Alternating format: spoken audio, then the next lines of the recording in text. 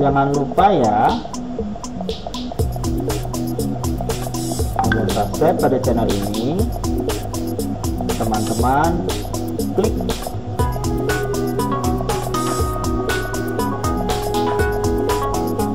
kemudian lonceng notifikasinya juga diklik untuk mendapatkan notifikasi updatean dari channel ini. Terima kasih.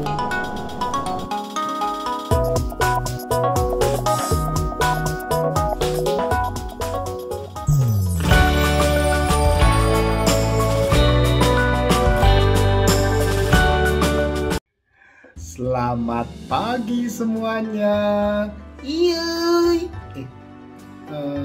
Bukan kamu, maksudnya teman-teman yang ada di rumah. Kak Awam mau menyapa dulu. Aku aja yang nyapa. Oh, kamu aja yang nyapa. Ya sudah, kamu dulu ya. Hitungin. Oh, hitungin. 1, 2. Kamu nggak usah ngomong. Biar Kak Awam aja yang ngomong ya. Yang menghitung ya. Oke. 1, 2. Loh, kok kamu ikut? Kak Awam yang ngitung, kamu yang mengucapkan selamat pagi, gitu ya. Oke. 1, 2, 3. Selamat pagi. Wah, selamat pagi kata Dodit. Ya, Dodit. Nah, Dodit mengucapkan selamat pagi buat teman-teman sekalian yang berada di rumah saja. Oke, Kak Awam hari ini akan nangis. Itu nangis. Bercerita maksudnya ya. Bercerita untuk teman-teman yang masih berada di rumah saja ya. Kayak aku. Iya, kayak kamu ya Dodit ya. Jadi memang belum boleh kemana-mana karena masih ada virus Koroni. corona. Iya itu. Ya itu. Nah, ceritanya dimulai ya. Oke. Nah, ada seorang raksasa yang badannya gede. Oh, gede ya. Badannya besar. Itu tiba-tiba berada di sebuah perkebunan. Ya, dia duduk-duduk saja menoleh ke kiri dan ke kanan. Nah, seperti itu. Nah, ya, menoleh seperti itu, ke atas, ke bawah ya, lalu ke kiri lagi, ke kanan lagi. Oh, ternyata raksasa itu seperti tersesat. Nah, Terus? ya, sebentar. Terus raksasa itu kemudian membuat semua penduduk lari ketakutan. Woi, ada raksasa! Yuk, takut. Jangan takut, kamu nggak usah takut. Nah, semua penduduk berteriak dan lari ketakutan. Ada raksasa! Takut. Kamu nggak usah takut. Ada raksasa, takut. Takut lagi. Nggak usah takut, maksudnya semua penduduk lari ketakutan.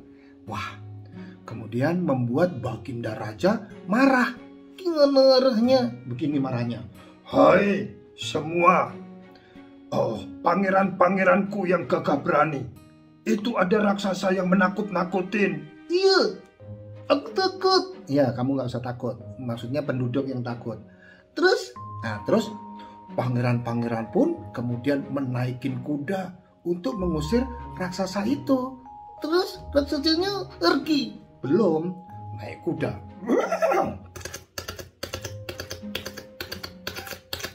Suara apa? Itu suara kuda. Kalau suara ayam? Oh, ayam. Kalau bebek? Oh, bebek. Udah, kamu melanjutkan cerita nih. Terus raksasa itu didatangi para pangeran-pangeran. Wah, mereka ada yang ahli bermain pedang, ada juga yang ahli tangan kosong bela diri. Ada apa lagi ya kira-kira Dodit? Enggak tahu. Nggak tahu. Ada yang main panah. Wah, sesampainya di perkebunan itu, mereka pun langsung marah sama raksasa. Hai raksasa, pergi dari sini. Enggak. Bukan kamu maksudnya raksasanya. Hai raksasa. Ya. Bukan kamu. Hai raksasa, pergi tinggalkan perkebunan kami. Kamu menakuti penduduk. Raksasanya, hah? Aku tidak merasa menakuti. Aku hanya duduk saja. Tiba-tiba, Salah tiba-tiba.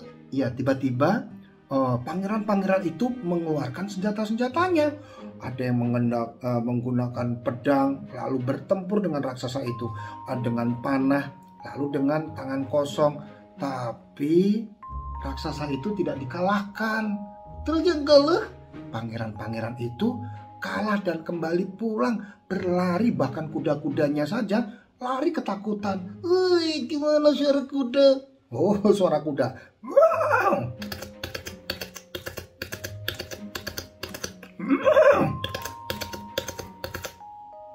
Tentu saja membuat Baginda Raja makin bersedih. Waduh, bagaimana ini ya? Iya, bagaimana ya? Iya, apa yang harus aku lakukan? Semua pangeran-pangeran dikalahkan oleh raksasa itu. Tiba-tiba, seorang putri raja, anaknya yang paling bungsu, itu datang kepada ayahnya, si Baginda Raja. Selamat pagi Baginda Raja.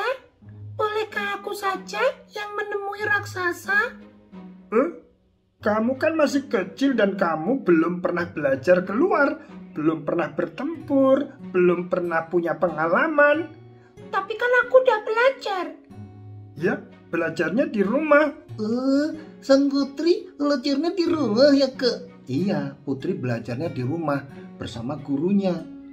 Nah, dan Berapa lama? oh berapa lama? Lama, beberapa tahun putri belajar terus berada di rumah. Belum pernah berani keluar. Lalu sang putri diizinkan oleh Baginda Raja. Baiklah, berangkatlah. Terima kasih Baginda Raja. Aku naik kuda. Putri kemudian naik kuda. Suaranya? Suaranya sama seperti tadi.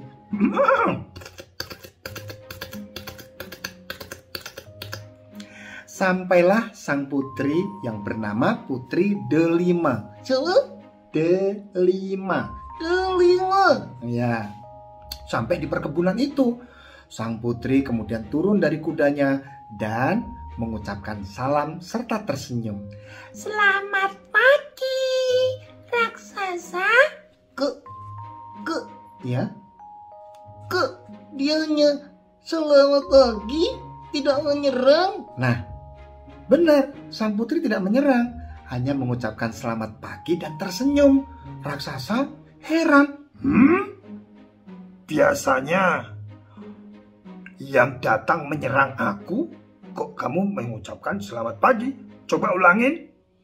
Selamat pagi, wahai raksasa. Wah, selamat pagi. Kenapa kamu berada di perkebunan ini? Membuat orang-orang takut. Aku tidak menakuti mereka. Aku datang karena tempat tinggalku habis makanannya. Aku kesini hanya mencari makan. Seketika aku mau meminta buah-buahan penduduk, semuanya lari. Oh, benarkah begitu? Terima kasih kalau begitu, raksasa.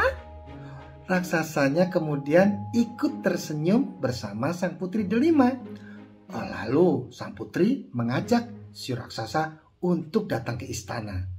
Datanglah ke istanaku, akan aku berikan makanan untukmu. Raksasa pun datang. Dung! Takut. Nggak usah takut. Raksasanya nggak menakutkan. Kemudian disambut oleh Baginda Raja. Wah, raksasa, aku mau bertanya, kenapa kamu bisa dibawa ke sini sama anakku, si Putri Delima? Ya, aku ternyata begitu kagum dengan Putri Delima. Dia tidak marah, tidak menyerang, dia tersenyum. Ayah, itulah aku selama di rumah belajar tentang tersenyum, belajar untuk berbicara dengan baik. Aku tidak akan menghadapi segala sesuatu dengan emosi. Wah, hebat sekali anakku. Menghadapi segala sesuatu memang tidak boleh dengan emosi. Seperti pangeran tadi, membuat raksasa justru merasa marah. Ya, aku tidak berbuat apa-apa. Aku hanya ingin meminta makanan karena di tempatku habis. Oh, baiklah. Aku akan siapkan pesta untukmu. Nah, putri ternyata selalu belajar di rumah dengan berbaik sangka, dengan tersenyum, tidak suka marah, karena ketika kita belajar di rumah dengan tersenyum dan selalu berbuat baik, maka ketika kita nanti belajar di luar, belajar di sekolah, belajar di perjalanan-perjalanan, itu akan semakin hebat.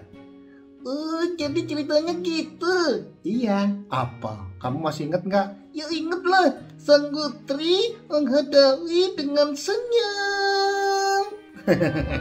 Dengan senyuman. Yuk belajar di rumah dengan tetap tersenyum dan jangan suka marah. Ya, oke. Sampai ketemu lagi dengan Dadit dan Kak Awam Prakoso. Semangat belajar di rumah bersama Bapak dan Ibu Guru. Dadah!